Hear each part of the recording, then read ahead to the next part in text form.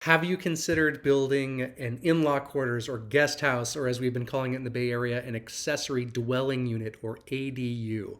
I am sitting in my fully completed and soon to be rented ADU, and I wanted to share with you exactly everything that I went through in the process of building this because I had read articles and spoken with friends, but I meticulously tracked every aspect of this project from start to finish, every cost involved. And I thought this would be helpful information to lay out for all of you. So, reasons for making this video are number one, I wanted to explain my reasons for doing this project in the first place, the steps, every single step in the process, how long it took, the cost to build, and how I paid and financed this. Because California, we have had an issue with affordable housing and just housing of any kind with such low inventory for quite a long time, and that's why we've seen prices increase as much as they have. So I was looking at this from an investment standpoint. Where is an area that I can pay a relatively affordable amount and still get a solid rental amount? Um, Bay Area is a really hard place to get a positive cash flow unless you're putting a significant down payment. And so it's like, yeah, you're going to get solid rent. You're also going to pay a really high price for the property. Going the other way, you can move to areas or buy in areas that are much more affordable, but you're also not going to get the same rents that the Bay Area demands. And I have clients and friends that have had a lot of success in, off the top of my head, Ohio and Texas, and they're looking to buy more properties there. But you also have to make sure that you have a really good property manager. Um, and I know them, and my clients have had really good experiences with the people that they're working for or working with. But I wanted something that I could manage myself in a market that I understood, and I just felt like this was the best way to go about it. So that was my reason. Looking for investment, looking for a positive cash flow. Ultimately, I'm just trying to cover my mortgage. That was my objective.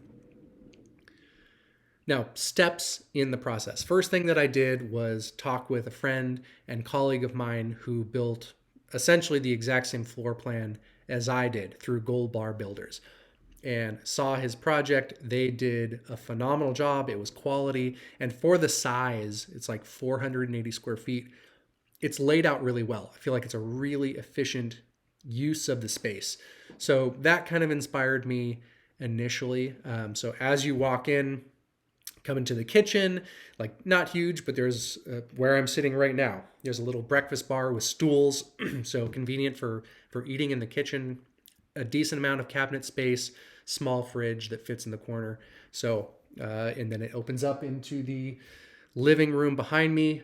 Over here is a nice full bath with a closet with stackable washer dryer, and then through the door over here, a good sized bedroom with a decent amount of closet space. So really good use of space.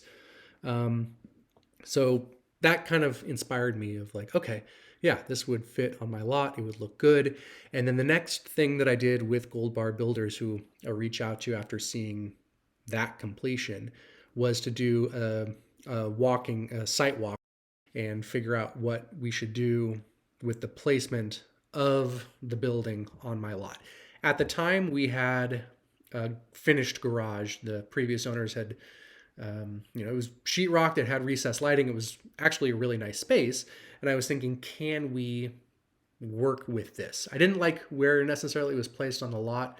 I would have preferred it to be further back and in the corner to maximize the backyard space. But I was like, let me save as much money as possible. Could we possibly use this structure? He recommended it's probably better to knock it down and rebuild because he could see the amount of termite damage, which I kind of already knew that we'd have to do some repairs there. The roof line was sagging a little bit, and he's like, you'll save some, but it's not going to be a ton. And just the value of being able to say you have a brand new property, and ADU is going to go a much longer way. Being, real estate being my job, I totally understood and agreed with where he was coming from. And then being able to knock down the garage and build it in the back and reclaim a lot of the backyard, it was a win-win, and it totally made sense.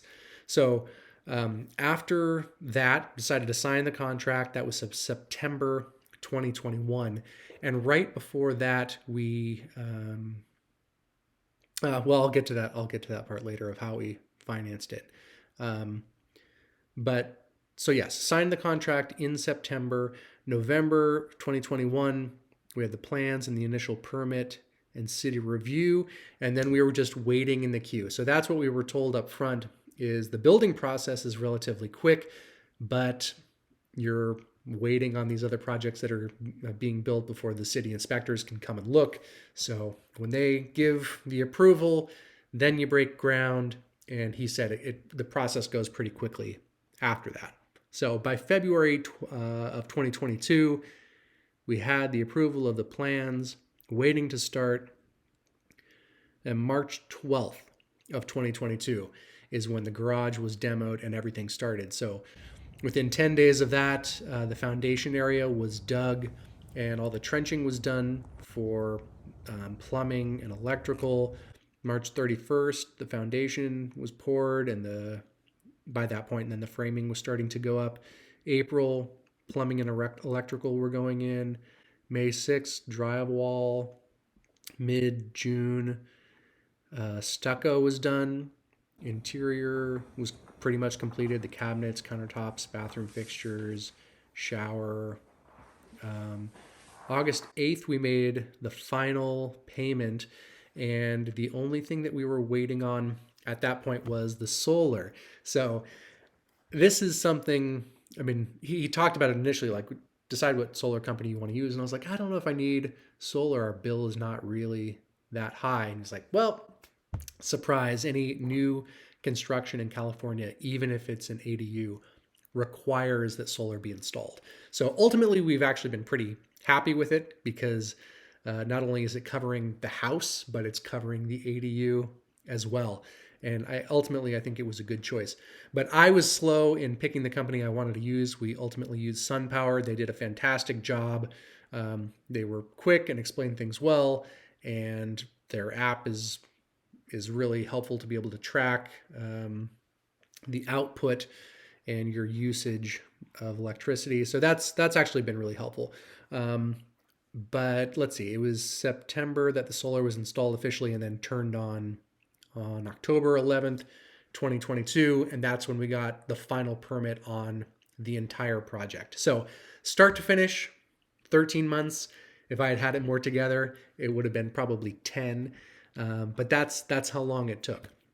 Now, from a cost perspective, this is something I tracked meticulously from start to finish. So when we signed the contract in September of 2021, that initial deposit, $1,000. Then we had the plan setup fee, $3,500, and then through the city of San Jose, the planning fees, $1,854, and a service fee of $386. And then the way that Gold Bar did it was they did 6 different draws when you would hit different benchmarks of the project. So first draw was for the permits and the drawings, and that was $10,885. And then through the city of San Jose, had to pay development taxes and deposits of $5,751, plan review of $83.50, a service fee of $140. And then when we got into February, that second draw for the permits, once they were approved, $8,385. The third draw through Gold Bar Builders, that was for getting the project started. So the garage demo, foundation being poured, the framing going up, that was $59,425.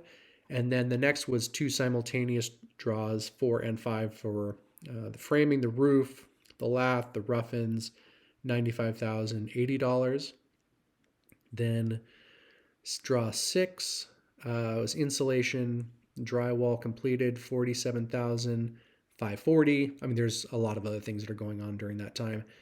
Oh, and then the final draw, so 7 draws total, was for all the appliances being installed and just full completion, $8,573. So that was everything from the ADU standpoint. Then when the solar went in, the initial install was $4,384, And then upon the start date, when they actually turned it on, it was 6,575. So in total, 253,562. That was the entire amount that we spent to do it. And then it was deciding, like, how do we want to rent it? So we decided to furnish it. The couch in the corner folds out to a queen size bed. There's a queen size bed in the bathroom. We have towels and dishes and TV. Because we were looking at it like, okay, do we initially do Airbnb? Do we do traveling nurses? And we thought we had more options doing that. Ultimately, we decided to rent to a good friend, which he finds value in this, but we're not charging as much in rent as we might, because that was part of the decision too. How much do I think this is going to rent for it to make sense? And like I said, covering the mortgage. So in the research that I did, I figured this is going to rent between 2,500 to 2,800, because keep in mind it's not separately metered. So water and PG&E is not separated. So it's figuring out how to divide that and work it into the rental amount. But ultimately we decided to rent it for 2,500, maybe on the lower end of what we could do. But being in real estate and having a lot of clients with investment properties, to me, having a good tenant who you trust, especially when it's behind your property, it's like, I want to know that I get along with this person, that I trust this person, that they're going to pay their rent. I'm not going to have problems. So to me, not renting it for as much as I could, but having someone I feel comfortable with is worth way, way more. So final step as far as how we finance this, because I was looking at, okay, do I do a construction loan? Do I do a HELOC, a home equity line of credit?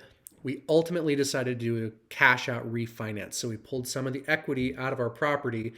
Normally I'm not a huge fan of people doing that, because 2006 and 7, before the crash, people were buying boats and cars and things like that. But I'm pulling out equity to put immediately back into investing in my property.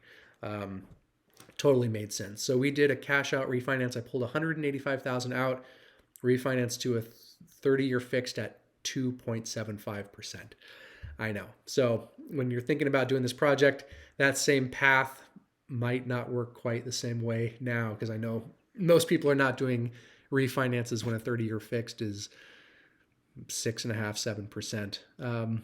But it worked out so perfectly. So yes, when we built the ADU, the building costs had gone up. So we paid 30% more than my friend did to build essentially the same unit. But the interest rate that we were able to get to refinance our property, it totally made sense. So hopefully that gives you a pretty good idea of everything in the process, start to finish, what it costs, how to go about doing it, timeline to expect. But I would really recommend, and I've already recommended them to a couple friends and clients, Gold Bar Builders did a fantastic job, was happy with their communication and everything in the process. And I've even talked with the owner about doing a seminar where people can come in and ask as many questions as they want and get specific answers based on where they live and what kind of project they want to do. Because it doesn't have to be the same floor plan as this. It could be a completely different layout. But they pretty much are exclusively doing accessory dwelling units in the Bay Area. So hopefully you found this helpful. If so, please like and subscribe, trying to make more helpful content and just keep you as informed and answer as many questions as possible.